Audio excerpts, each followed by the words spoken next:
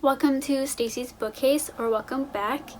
I'm Stacy, and this morning I went shopping.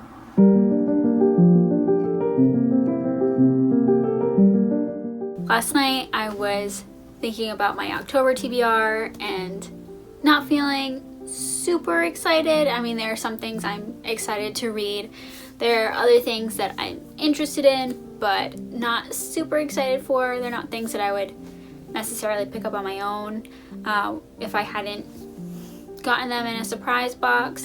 I'm hoping that they'll surprise me, but it does worry me. I'm worried that I'll lose interest and then not be able to stick with my plan for October. So I decided to check out some other books, try and diversify my TBR, and I did find a couple books this morning. However, I found a few other books that I definitely was not planning on picking up, but they were in the discount book section, so yeah.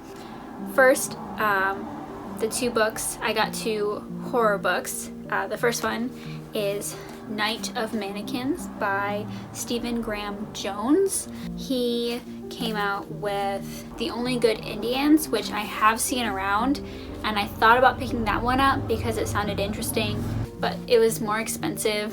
So I decided to pick up this one. It was cheaper and it's much smaller, so it sort of fits better with my plan, which is to read as many books as I can, and that helps if the book is smaller. So this, from what I can tell, is about a mannequin that kills people. This will be an interesting read, I think. And I figured that if I like this, then I can pick up the other book, The Only Good Indians. And then the other book that I picked up is Japanese Ghost Stories by Lafcadio, Hearn. This is a collection of short stories. I do already have a collection of short stories on my TBR, the Murder Mayhem collection, but I figured why not pick up some more short stories.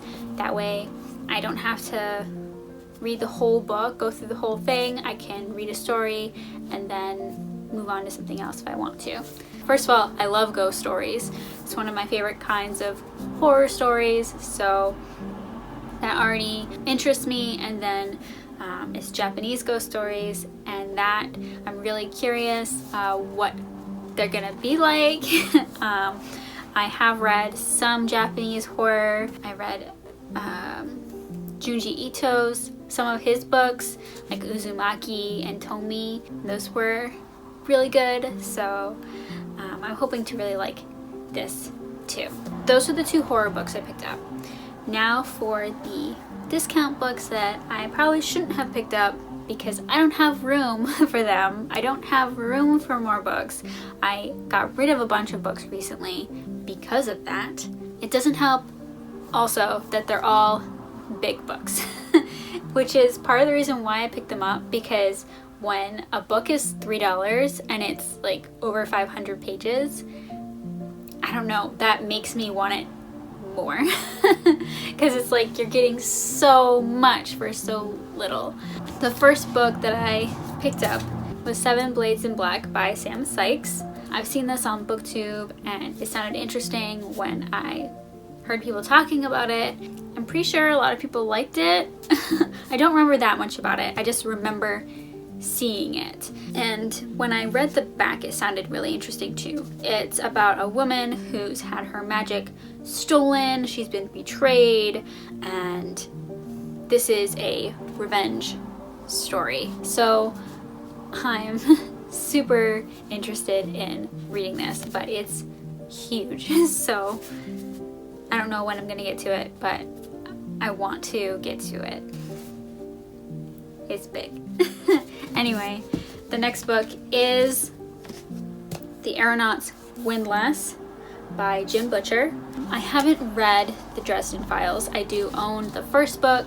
I bought it so I could start the Dresden Files, see if I was interested in it, but I haven't started it yet because it's kind of intimidating because the series is so long and I'm pretty sure it's ongoing, so there's that. But I decided to pick this book up because it's a steampunk book, steampunk genre, and I love steampunk.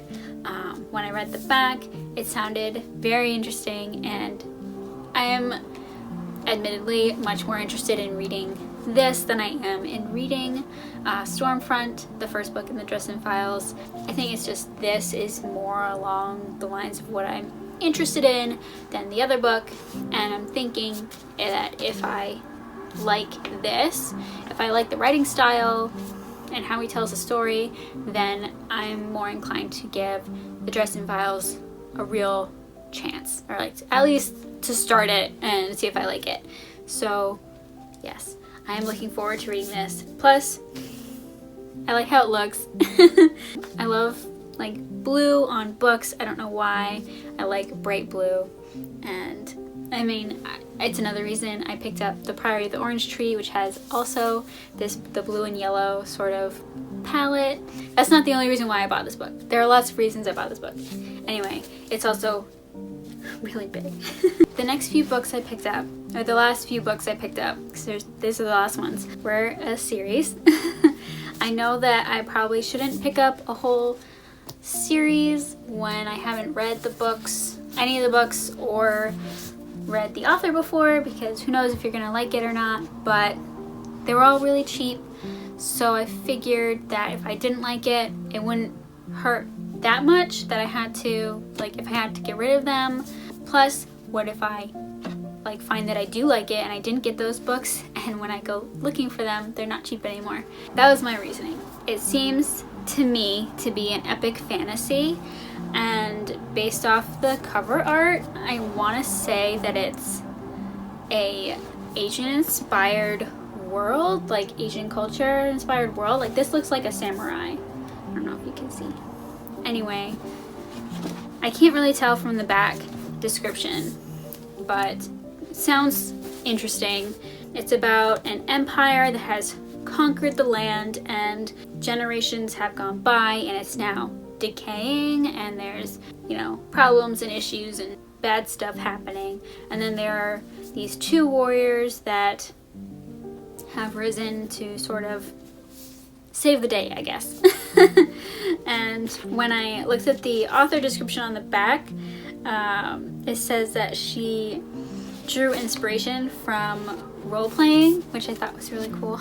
I really want to try this out and see what I think of this book, because I feel like it could be really good. I'm very curious to know what this is going to look like when I start reading it. So yeah, they're all really big books. and I think there's more, because in the third book it says 16 swords forthcoming, so it sounds like a fourth book is coming. This came out in 2019, so I'll have to look up and see when the next book is coming out, assuming I'll be interested in the series enough to get that far. But who knows, maybe I will. So yeah, those are all the books that I picked up.